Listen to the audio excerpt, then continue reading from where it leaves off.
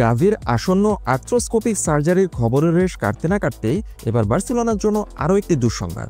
Football club Barcelona ঘোষণা করেছে যে মাসেলজনিত ইনজুরির কারণে ফার্মিন লোপেজকে 3 সপ্তাহের জন্য মাঠের বাইরে থাকতে হবে। এটি নিঃসন্দেহে দলের জন্য একটি বড় ধাক্কা, বিশেষ করে যখন গুরুত্বপূর্ণ ম্যাচগুলো দরজায় কড়া নাড়ছে। 22 বছর বয়সী এই তরুণ গেটাফের বিপক্ষে 3-0 গোলে বার্সার জয়ী ম্যাচের শেষ মুহূর্তে পুচকিতে ইনজুরিতে আক্রান্ত হন। মাঠে তার যন্ত্রণা এতটাই স্পষ্ট ছিল যে তাকে কাঁদতে কাঁদতে মাঠ ছাড়তে দেখা যায়, যা প্রাথমিকভাবে সবার মনে উদ্বেগ তৈরি করেছিল। একটি উদীয়মান তারকার এমন দৃশ্য ভক্তদের হৃদয় ছুঁয়ে গিয়েছিল। আজ সকালে পরীক্ষা নিরীক্ষার পর বার্সেলোনা তার ইনজুরির ধরন এবং মাঠের বাইরে থাকার সময়কাল নিশ্চিত করেছে।